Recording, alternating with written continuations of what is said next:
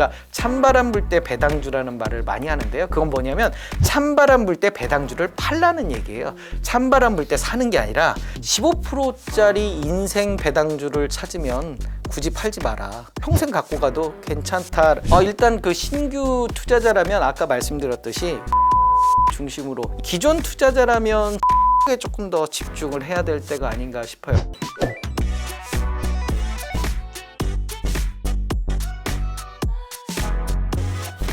아까 이제 이야기를 해주시려던 부분이에요. 배당과 스펙, 리츠, ETF. 배당주 투자 일단 한번 살펴볼게요. 배당주 투자, 주의 깊게 보아야 할 점이 뭐 또 있을까요? 배당은 이제 세 가지죠. 시가 배당률, 배당 성향, 그리고 실적. 시가 배당률은 배당금을 현재 주가로 나누는 거죠. 배당금이 1,000원이고 현재 주가가 10,000원이면 시가 배당률은 10%. 은행에서 10% 이자 받는다면 생각하시면 되겠죠. 그래서 저는 15%짜리 인생 배당주를 찾으면 굳이 팔지 마라. 15%짜리 배당을 받으면 평생 갖고 가도 괜찮다라는 생각이고요. 거기에 이제 중요한 건 실적이 꾸준해야 돼요. 실적이 꺾여버리면 배당을 못 하는 수도 있거든요. 그래서 예를 들면 한국가스공사 같은 경우는 실적이 악화돼서 배당을 최근에 못 했거든요. 그리고 삼성증권이나 미래에셋 같은 경우도 실적이 반토막 났는데 배당도 반토막이 났어요. 그렇기 때문에 실적이 꾸준하게 유지되는지 여부. 그래서 우리가 실적을 2, 3년 후에 실적 예측을 꼭 체크하라는 이유가 이 배당주에 있어서도 중요한 거죠. 최소한 실적은 그 정도 유지되거나 실적이 올라가거나 이럴수록 좋다는 거죠. 그리고 마지막으로 이제 배당 성향은 내가 번 거 중에 배당을 얼만큼 하느냐. 예를 들면 단기 순이익이 100억인데 배당을 50억 했다. 그러면 배당 성향은 50%인 거죠. 이게 배당 성향이 매년 일정한데 실적이 크게 늘었다면 그러면 배당액이 늘 거다라는 예측이 가능한 거고요. 배당주는 이제 연초에 사서 연말에 팔아라 이런 말씀을 드리고 싶어요. 우리가 찬바람 불 때 배당주라는 말을 많이 하는데요. 그건 뭐냐면 찬바람 불 때 배당주를 팔라는 얘기예요. 찬바람 불 때 사는 게 아니라 찬바람 불 때 이제 배당 시즌이 가까이 오면서 배당주가 오르거든요. 그래서 연초에 좀 사서 연말에 좀 파는 그런 투자 전략도 좋겠다. 그리고 이제 아무래도 이제 배당 가능 이익이라든지 이익 잉여금 현황 그리고 잉여 현금 흐름 이런 부분들을 좀 체크해 볼 필요가 있어요. 잉여 현금 흐름 뭐 FCF라고도 우리가 얘기하는데요. 삼성전자 같은 경우는 잉여 현금 흐름의 한 50% 정도를 우리가 몇 년간의 그 잉여 현금 흐름을 배당으로 하겠다 이런 것들도 있고요. 배당의 재원은 대부분 이익 잉여금 그러니까 남는 우리가 수익에서 우리가 배당을 하는 거기 때문에 적자 기업들은 배당을 하기가 쉽지 않거든요. 그런 측면에서도 이 배당주가 안정적인 투자 대상이 되는 거죠. 잘 벌고 돈을 잘 주는 회사. 약세장에서 특히 배당주들이 굉장히 강해요. 최근 들어서 4월 달부터 5월 초까지 코스피 지수가 한 0.97% 정도 상승을 했는데요. 코스피 고배당 50 지수는 한 3.8% 정도 상승을 했어요. 그래서 시장이 지지부진할 때 오히려 이 배당이 부각이 되면서 강세를 보이기 때문에 요즘같이 좀 시장이 어려울 때는 좀 고배당주에 집중하는 것도 안전하게 투자하는 방법 중에 하나겠죠. 그렇다면 배당주랑 ETF 중에서 조금 종목 몇 개 콕콕 집어주세요. 일단은 개별 종목이랑 비슷한 것 같아요. 지금 아무래도 2차 전지가 앞으로도 좀 뜨거울 것 같고요. 그래서 2차 전지 관련해서 우리가 계속 좀 관심을 좀 가져볼 필요가 있겠다. 그리고 저는 개인적으로 로봇 섹터들도 지금 당장은 좀 어렵겠지만 앞으로 로봇 섹터들의 성장성 이런 부분들도 좀 고민을 해봐야 되지 않을까. 왜냐면 그 협동 로봇이라고요. 사람의 노동력을 도와주는 게 협동 로봇이거든요. 그래서 이런 로봇들이 이제 되게 상용화될 시기가 멀지 않았다라고 생각이 들고요. 왜냐? 고령화 사회 그다음에 최저임금이 계속 올라가고 있어요. 그래서 저는 이제 로봇의 그런 어떤 성장성이 2차 전지 이후에 그 언제 터질지 모르지만 이 가속도가 굉장히 빨라질 것이다. 결국에 그 로봇 산업의 최종 목표는 가정부 로봇이거든요. 이족 보행을 하면서 가정부 역할을 해주는. 근데 지금 이족 보행을 하는 로봇들이 뛰어다니는 그런 시점이 됐거든요. 그래서 최근 들어서 삼성전자가 레인보우 로보틱스의 어떤 지분에 대한 콜옵션을 행사하면서, 만약에 이제 삼성전자가 그 콜옵션을 행사하는 순간 삼성전자는 이제 로봇 산업에 본격적으로 뛰어드는 거거든요. 그래서 최근 들어서 뭐 한 2, 3년 전부터 삼성이 로봇 팀을 만들고, 여기서 팀이라는 건 사장이 헤드거든요. 그래서 하나의 이 로봇 그런 사업들을 지금 일련의 사업들을 하고 있고, 하반기에 그 두산 로보틱스인가요? 그 IPO가 예정이 돼 있거든요. 그래서 이런 부분들이 결국 로봇의 어떤 성장성도 좀 그 언제가 뭐 될지 모르지만 한번 터질 것이다, 저는 생각을 하고요. 그다음에 마지막으로는 삼성전자가 그 비메모리 반도체 분야에서 지금 심혈을 기울이고 있거든요. TSMC와 지금 격차가 더 벌어졌어요. 그래서 TSMC가 지금 한 3년 전만 하더라도 50%대 초반의 시장 점유율이었는데 지금 60%대까지 거의 육박을 해서, 삼성이 이대로 가면 비메모리 반도체 파운드리 시장에서 존재감을 잃어버리는 수가 있거든요. 그렇기 때문에 계속적으로 좀 투자가 일어나지 않을까 싶고요. 그 일환으로 지금 300조를 앞으로 투자하겠다고 했죠. 용인 부근부터 이제 클러스터를 만든다고 했잖아요. 완성품보다는 소부장 기업들이 받는 낙수 효과가 더 클 거라고 생각이 들거든요. 그러니까 반도체 관련해서 뭐 소부장 ETF라든지 이런 부분들도 좀 관심을 가지면 좋을 것 같아요. 한 가지 여기서 그 ETF뿐만 아니라 최근 들어서 이제 현대차나 기아가 환율 효과와 수출 그 기대감에 많이 실적도 좋아지고 주가 상승도 있잖아요. 저는 그 현대차보다는 현대차 우선주를 추천드리고 싶어요. 왜냐, 현대차 같은 경우 오늘 종가와 2022년 배당을 비교를 해보면요, 현대차는 시가 배당률이 3.36%밖에 안 돼요. 근데 우선주는 현대차 우선주가 3개나 있는데요, 한 6.3%에서 6.4% 정도의 시가 배당률이거든요. 예를 들면 현대차가 20만 8천 원이거든요. 그러면 20만 8천 원으로 현대차 한 주를 사느니 현대차 우선주가 11만 원대거든요. 그럼 현대차 우선주 2주를 사면 배당을 더 받잖아요. 2주를 사면서 6.38%의 배당을 받으니 같은 돈으로 왜 현대차를 사느냐, 현대차 우선주를 사는 게 낫지 않겠느냐라고 생각을 하고요. 그런 측면에서 저는 이제 추천드리고 싶은 배당주로 대신증권을 추천 좀 드리고 싶어요. 요즘 증권주들이 많이 좀 주춤하는데요. 뭐 증권사 우선주들이 원래 고배당주의 대표적인 예로 들 수 있거든요.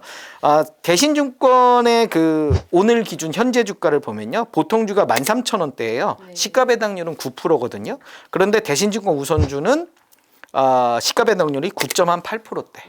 그러니까 보통주도 한 9%대가 되고 우선주는 여기 한 1% 정도 더 높은 거죠. 가만히 있어도 연말에 가면 9% 정도의 배당을 받으니 뭐 나쁘지 않은, 저축은행 한 3배 정도 되잖아요.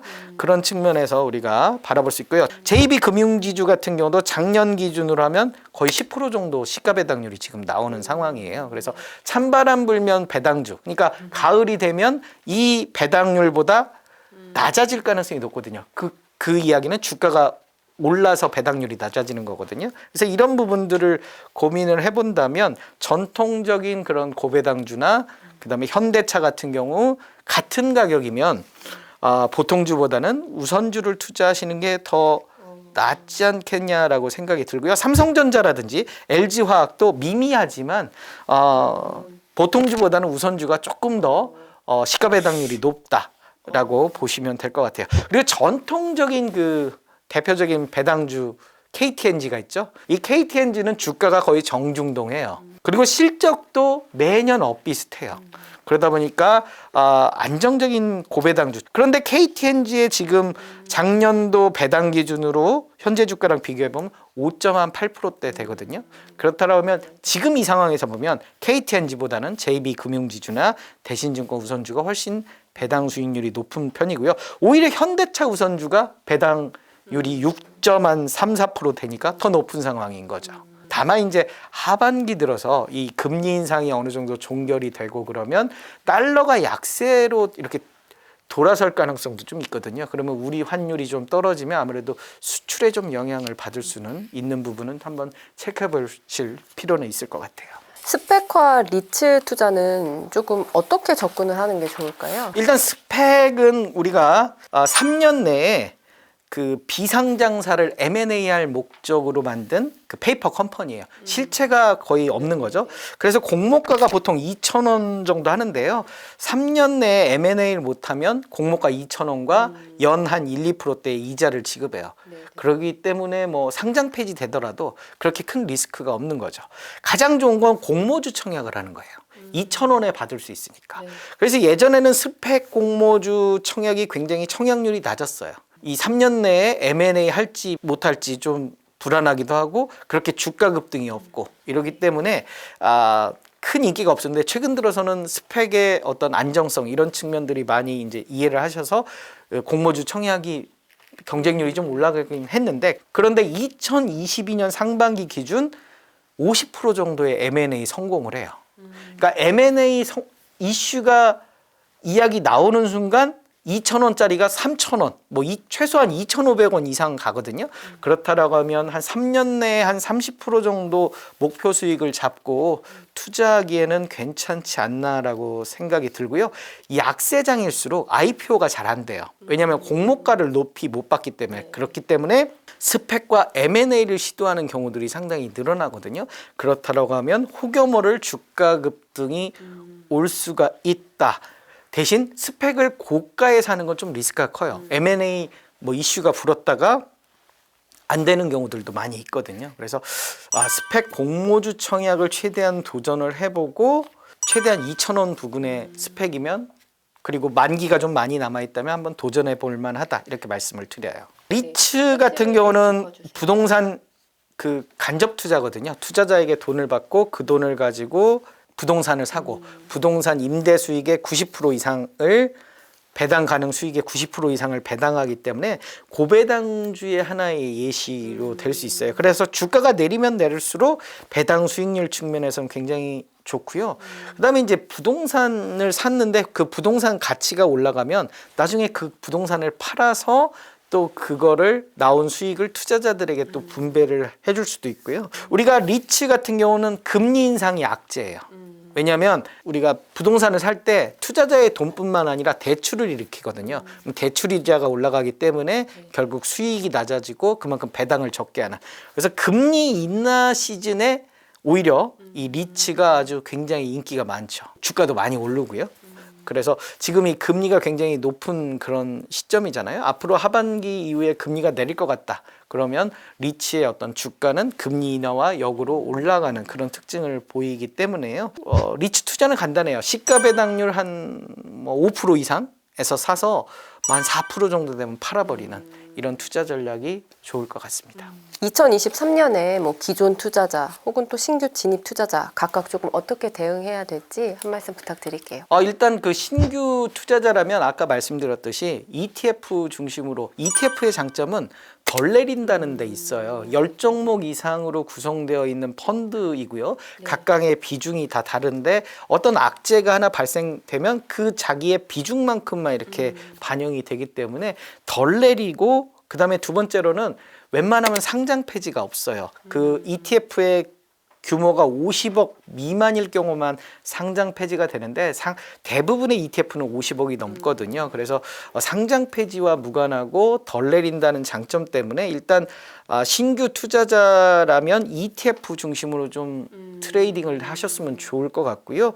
두 번째로는 배당주, 그러니까 고배당주가 일단 적자 기업들이 대부분 없고요. 그다음에 실적이 좋기 때문에 배당을 하기 때문에 그런 배당주 중심으로 한 1년 정도 ETF와 배당 중심으로 하신 다음에 그다음에 이제 다양한 연습을 좀 추가로 투자를 해보시면 좋을 것 같고요.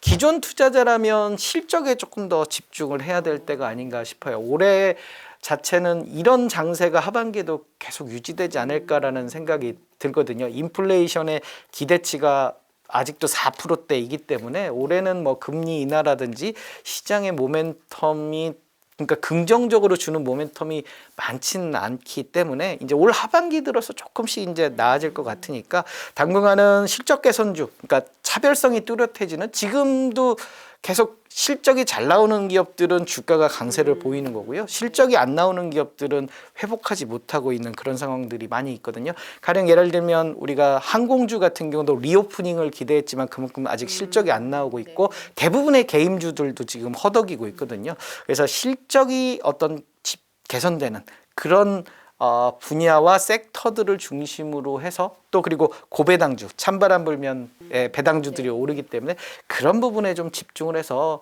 올해는 좀 리스크 관리를 좀 집중적으로 하셨으면 좋을 것 같아요. 알겠습니다. 오늘 말씀 잘 들었습니다. 네, 감사합니다.